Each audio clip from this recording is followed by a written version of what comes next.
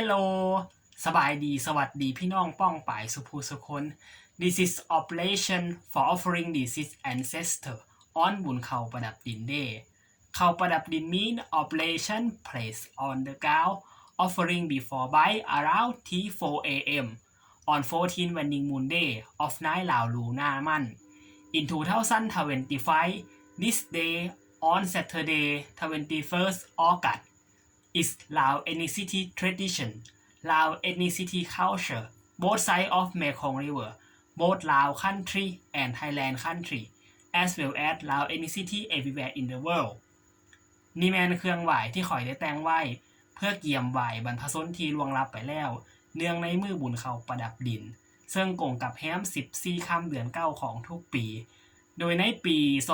2025นี่มือดังกล่าวกงกับวันเสาร์ที่23เดือนสิงหา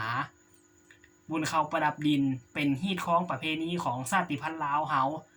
ทั้งสองฝั่งแม่น้ำของทางในประเทศลาวและประเทศไทยตลอดจนชาติพันธุ์ลาวที่อยู่ทั่วทุกมุมโลกเป็นฮีตของประเพณีที่สืบทอดกันมาตั้งแต่โบราณกาลแล้ว